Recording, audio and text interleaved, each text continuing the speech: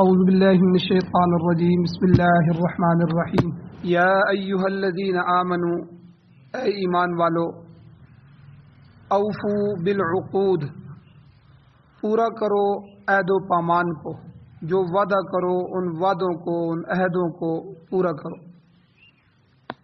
احلت لکم حلال قرار دیے گئے ہیں تمہارے لیے بہیمۃ الانعام مویشی چوپائے، الا ما یتلا علیکم مگر وہ جو تم پر پڑھ کر سنائے جائیں گے،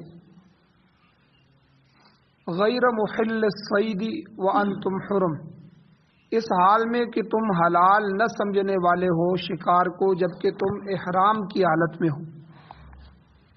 ان اللہ یحکم ما یرید بے شک اللہ تعالی فیصلہ کرتا ہے جو اللہ چاہتا ہے۔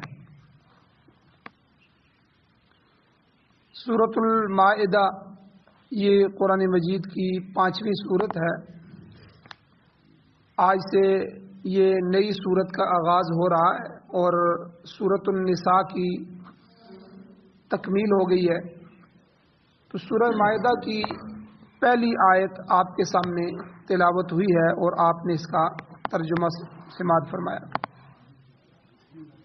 سب سے پہلے اس سورت کا نام کیا ہے اور اس کے قوائف کیا ہیں؟ اس سورت کا نام سورۃ المائدہ اور اس کی 120 آیتیں ہیں اور 16 رکوع پر یہ سورت مشتمل ہے۔ اور اس سورت کے جو کلمات ہیں علماء نے، اہل علم نے ان کلمات کو بھی شمار کیا ہے، 4842 کلمات ہیں۔ اور کتنے حرف ہیں اس سورت میں اس کو بھی امت نے گنا ہے۔ یہ قرآن کی خدمت ہے کہ لوگوں نے قرآن کی اتنی خدمت کی کہ 13464 حروف پر، حرفوں پر یہ سورت مشتمل۔ اور اسی طرح جس طرح پہلے 3 سورتیں گزری ہیں، سورہ بقرہ، سورہ آل عمران اور سورۃ النساء، جس طرح وہ مدنی صورتیں تھیں، ہجرت کے بعد نازل ہوئیں، تو یہ بھی مدنی صورت ہے۔ اس کا اکثر حصہ مدینہ طیبہ میں نازل ہوا، تاہم اس صورت کی ایک آیت ہے جو تیسری آیت ہے، مشہور آیت ہے، الیوم اکملت لکم دینکم واتممت علیکم نعمتی ورضیت لکم الاسلام دینا۔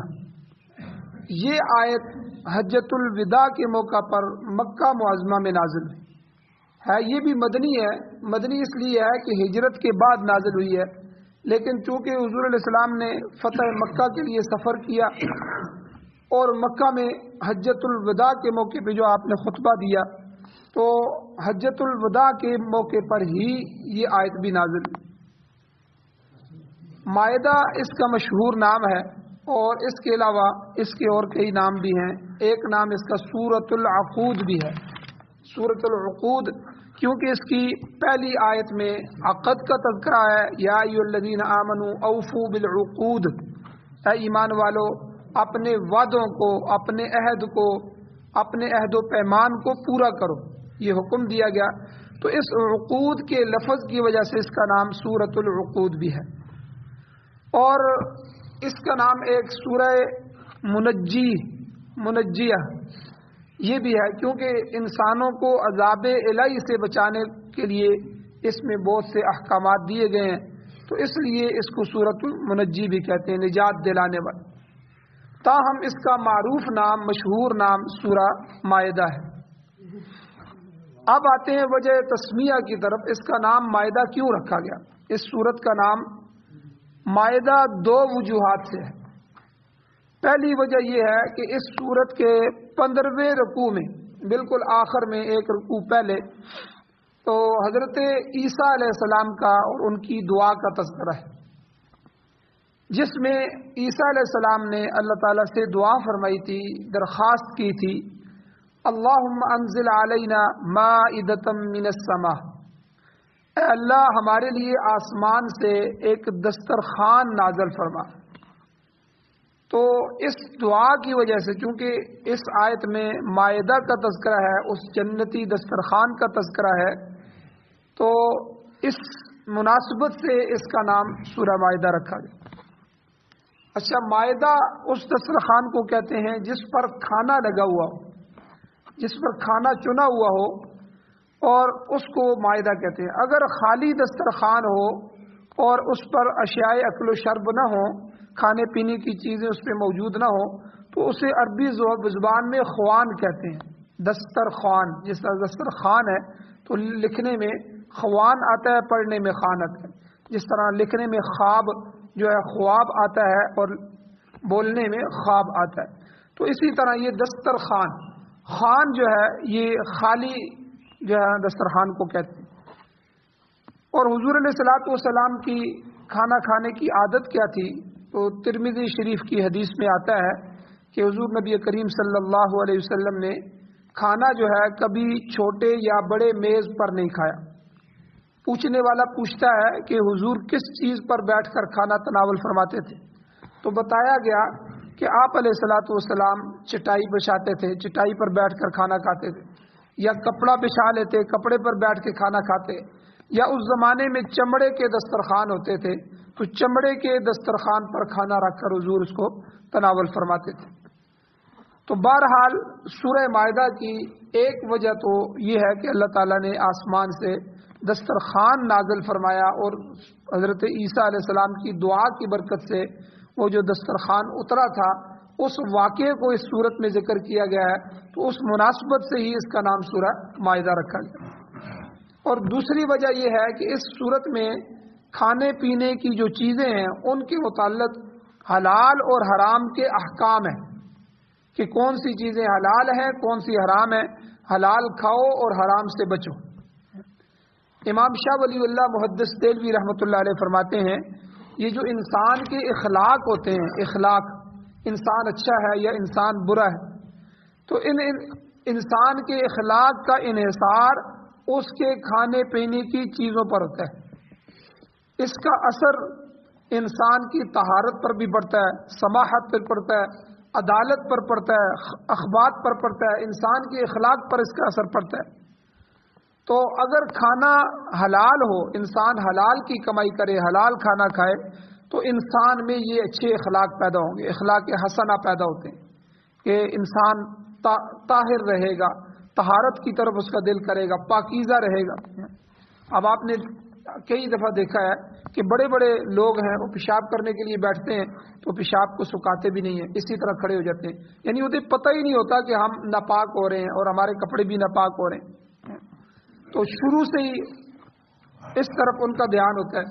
اور اسی طرح عدالت کے انسان کے اندر خباثت آ جاتی ہے اور فیصلہ کرنے میں وہ عدل سے کام نہیں لیتا۔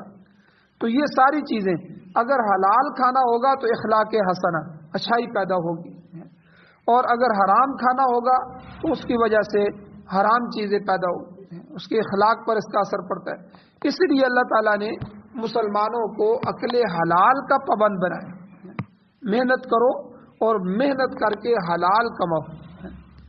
آپ دیکھیں قیامت کے سوالوں میں سے جو 4 سوال ہے، ان میں سے ایک پورا سوال اللہ تعالیٰ نے یہ رکھ دیا کہ تم نے کمائی کہاں سے کی اور خرچ کہاں کیا، پیسہ کیسے کمایا اور خرچ کس جگہ کیا۔ دونوں سوال، کمانا بھی حلال ہے اور پھر خرچ بھی اس کو حلال طریقے پر حلال جگہ کرنا ہے، حلال چیزوں کو استعمال کرنا ہے۔ اسی طرح جو چیزیں انسان کے لیے روحانی طور پر یا جسمانی طور پر مضر اور نقصان دہ ہوتی ہیں، اللہ تعالیٰ انہیں حرام قرار دے دیتا ہے اور حرام قرار دے کے ان کے استعمال سے منع فرما دیتا ہے۔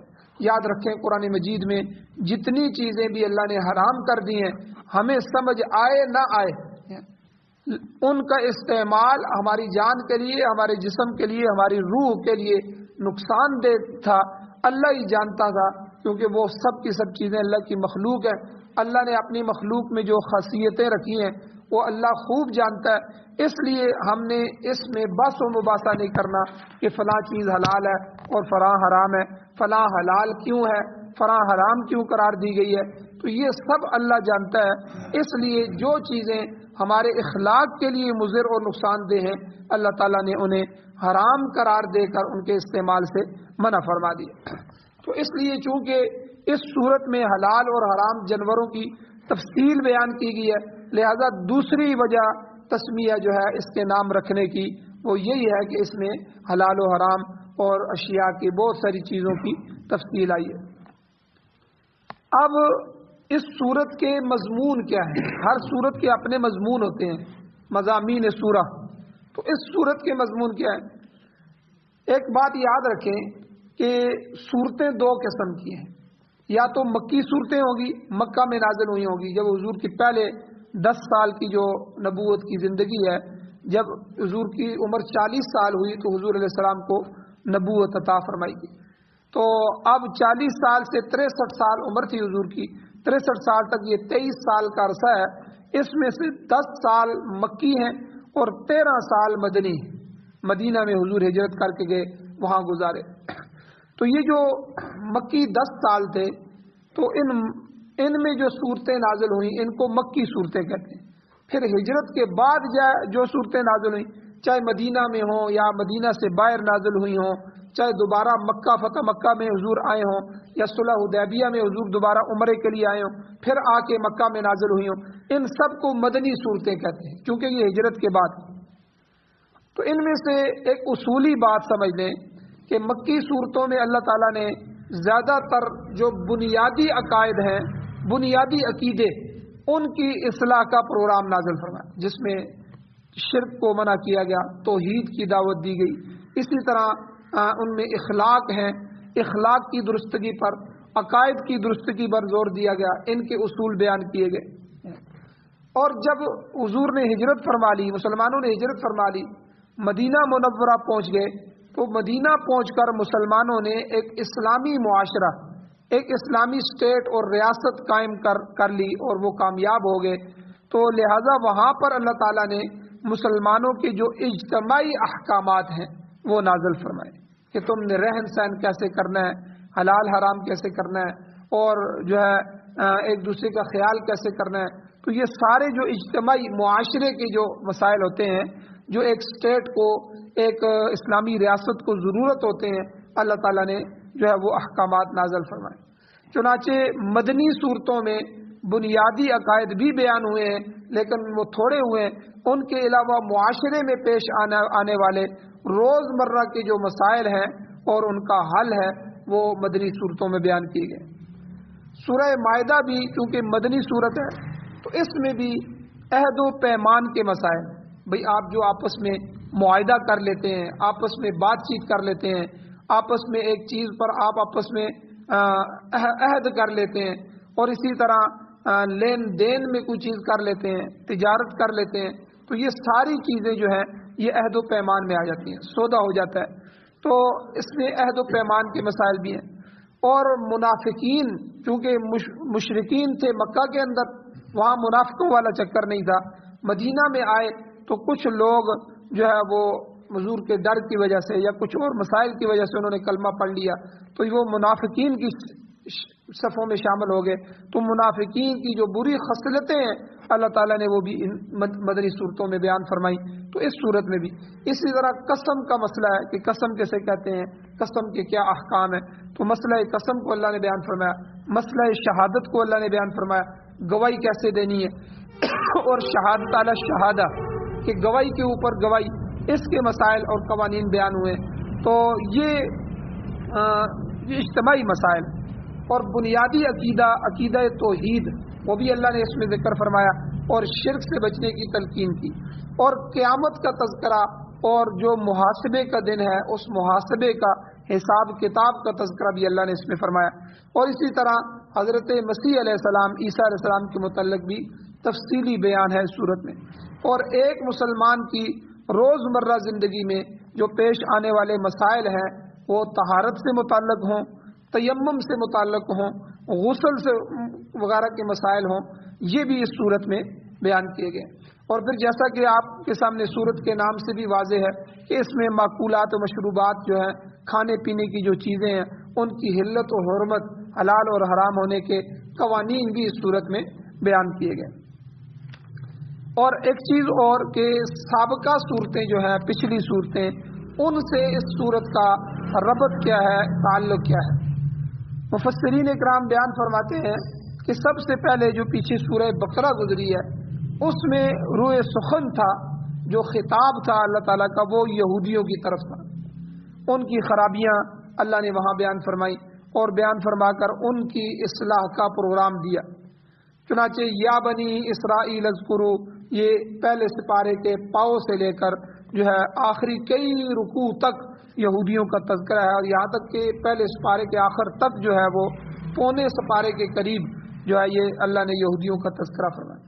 اس کے بعد پھر سورہ آل عمران ہے، اس میں زیادہ تر عیسائیوں کی طرف اللہ نے رخ فرمایا۔ عیسائیوں کے عقیدہ ابنیت جو ہے، جو انہوں نے عیسیٰ علیہ السلام کو بیٹا بنا لیا، اس کا رد اللہ نے فرمایا۔ پھر مسیح علیہ السلام کی شخصیت کا تذکرہ کیا، ان کی تعلیمات کا ذکر کر کے جو عیسائی تھے نصارہ ان کو قبول حق کی دعوت دی کہ دیکھو تم حق کو قبول کر لو۔ پھر جو نجران کا عیسائیوں کا جو ملک تھا نجران، اس کا جو وفد آیا تھا وفد نجران، اس کی آمد کا اللہ نے تذکرہ فرمایا، اور ان کے ساتھ ساتھ ان کو مباہلہ جو حضور نے فرمایا تھا، مباہلہ کہتے ہیں کہ بھائی نکل آؤ اپنی اولادوں کو لے کر، خود اپنی جانوں کو لے کر تو میدان میں میں بھی نکلتا ہوں، اور اللہ سے دعا کرتے ہیں کہ اے اللہ جو غلط ہے اس کو ہلاک کر دے، تو اس کو مباہلہ کہتے ہیں۔ تو حضور علیہ السلام نے جو اس وفد سے جو نجران کا عیسائیوں کا آیا تھا، آخر میں جب دلائل دے دیے اور وہ سمجھ نہیں رہا تھا، تو اس وقت حضور علیہ السلام نے ان کو مباہلے کی دعوت دی، تو آیت مباہلہ بھی وہاں نازل ہوئی۔ اس کے علاوہ اہل ایمان کے لیے جو ضروری احکام بھی نازل فرمائے گئے ہیں، تو وہ بھی جو ہے سورہ آل عمران میں اللہ نے ذکر فرمایا۔ پھر اس سے اگلی صورت ابھی سورہ نساء جو ختم ہوئی ہے، اس کا بنیادی موضوع بھی کمزور جو طبقے ہیں ان کے حقوق کا تحفظ ہے، جس میں غریب کمزور ہے، اسی طرح یتیم کمزور ہے معاشرے کا، اور اسی طرح مرد اور عورت میں سے عورتیں کمزور ہوتی ہیں، بیویاں، تو ان سب کے حقوق اللہ تعالیٰ نے سورہ نساء میں بیان فرمائے۔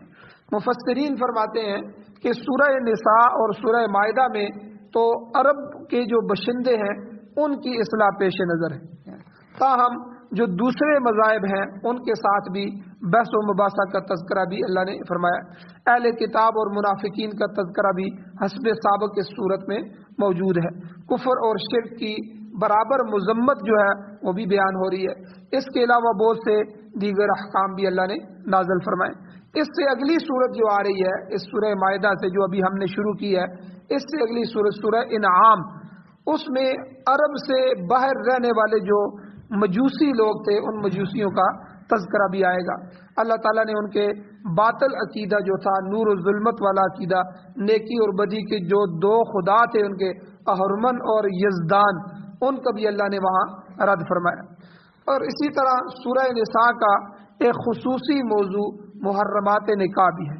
اللہ تعالیٰ نے جو حرام رشتے ہیں ان حرام رشتوں کا ذکر فرمایا، اور ذکر کرنے کے بعد اللہ تعالیٰ نے فرمایا وَأُحِلَّ لَكُمْ مَا وَرَاءَ ذَلِكُمْ، کہ ان کے علاوہ باقی تمام عورتوں سے نکاح جائز ہے، بشرطے کہ ان کا مہر ادا کیا جائے اور ان کے دیگر حقوق ادا کیے جائے۔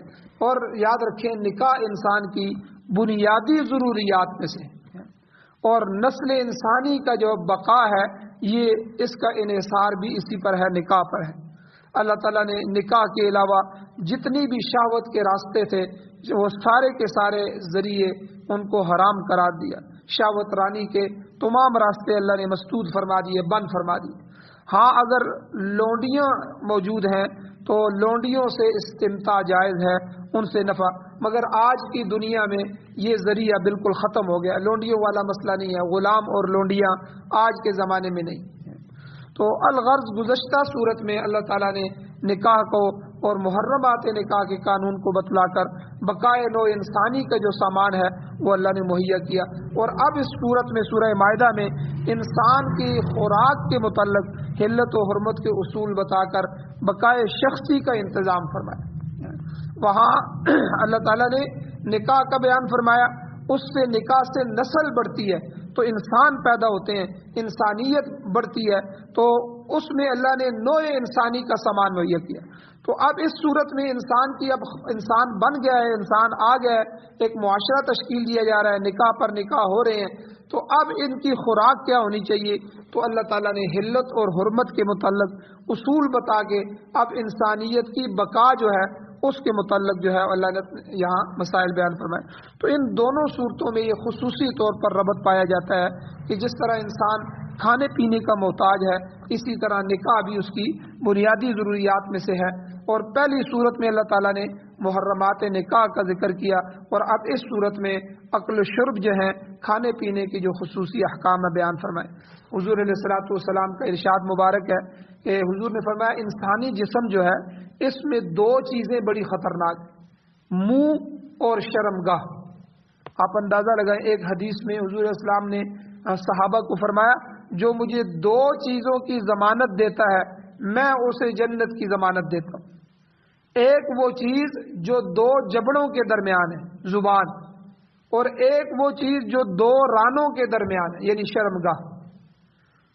تو زبان، منہ اور شرمگاہ، جو آدمی اپنے منہ کو کنٹرول کر لے، جو میں بول رہا ہوں کیا بول رہا ہوں، کسی کی غیبت تو نہیں کر رہا، کسی کو گالی تو نہیں دے رہا، کسی کے لیے خطرناک جملے تو نہیں کہہ رہا، کسی پر بہتان تو نہیں لگا رہا، تو یہ ساری چیزیں، کیونکہ یہ ہماری ہر چیز لکھی جاتی ہے، فرشتے لکھ کے لے جا رہے ہیں، کل قیامت والے دن ان کا حساب دینا ہوگا، تو اس لیے کم سے کم بولنا، آدمی کم سے کم گفتگو کرے، اور جو گفتگو کرے وہ سوچ سمجھ کے کرے۔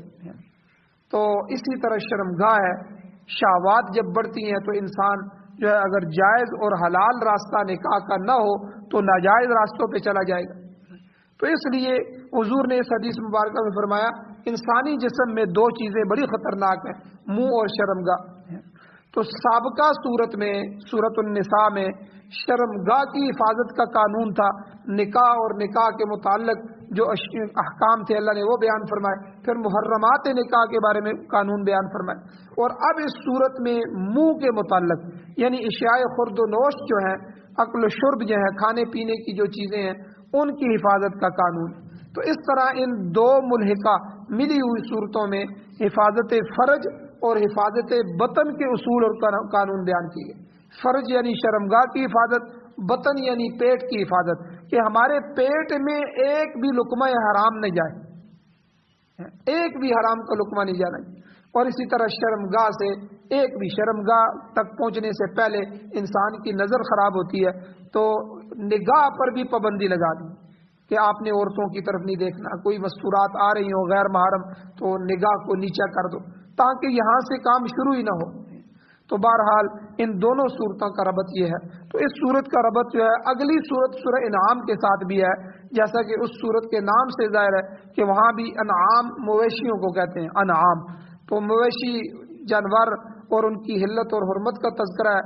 حرام جانوروں کا گوشت اور دودھ وغیرہ استعمال کرنے سے چونکہ انسان پر منفی اثر پڑتے ہیں، انسان کی روحانیت تباہ ہو جاتی ہے، اس لیے شریعت نے ہر ایسی غذا پر پابندی لگا دی جو جسمانی طور پر، اخلاقی طور پر یا روحانی طور پر انسان کے لیے مضر ہے، نقصان دہ ہے۔ تو اس طرح گویا اس صورت کا ربط پچھلی صورت کے ساتھ بھی ہے اور اگلی صورت کے ساتھ بھی ہے۔ تو یہ آج ہم نے صورتوں کا ربط بیان فرمایا، ویسے تو ہم آیتوں کا ربط بیان کرتے تھے، آج چونکہ صورتیں لمبی ہوتی ہیں اس لیے آج کے درس میں صرف سورہ مائدہ کا پچھلی صورت یعنی سورۃ النساء کے ساتھ اور اگلی صورت سورہ انعام کے ساتھ ربط کیا ہے، اس ربط کو آج ہم نے سنا۔ تو انشاءاللہ آگے اس آیت کی جو تفسیر ہے اس کے متعلق اگلے درس میں بیان کیا جائے گا۔ اللہ تعالیٰ سے دعا ہے اللہ ہمیں عمل کی توفیق عطا فرمائے، آمین۔ الحمدللہ رب العالمین والعاقبۃ للمتقین والصلاۃ والسلام علی رسولہ النبی الامی الکریم۔ یا اللہ ہماری کمیوں کوتاہیوں کو معاف فرمائیے، درگزر فرمائیے، صغیرہ کبیرہ گناہوں کو معاف فرمائیے۔ یا اللہ آپ نے یہ جو قرآن مجید میں ہمارے لیے حلال حرام کے قوانین نازل فرمائے، جائز ناجائز کے قوانین نازل فرمائے، یا اللہ یہ ہماری زندگی گزارنے کے لیے یا اللہ ہمیں قرآن و سنت کی حکومت نصیب فرما، قرآن و سنت کی بالادستی نصیب فرما، قرآن و سنت کو بطور آئین، بطور دستور، بطور ضابطۂ حیات نصیب فرما۔ یا اللہ ہماری کمیوں کجیوں کو معاف فرما، درگزر فرما۔ یا اللہ ہر طرح کے ہمارے حالات کو درست فرما۔ یا اللہ بیماروں کو شفا عطا فرما، پریشان حالوں کی پریشانی کو دور فرما۔ جو حضرات ایمان کی حالت سے اس دنیا سے جا چکے ہیں، یا اللہ ان سب کی بخشش فرما۔ صلی اللہ تعالی علی خیر خلقہ محمد و آلہ و اصحابہ اجمعین۔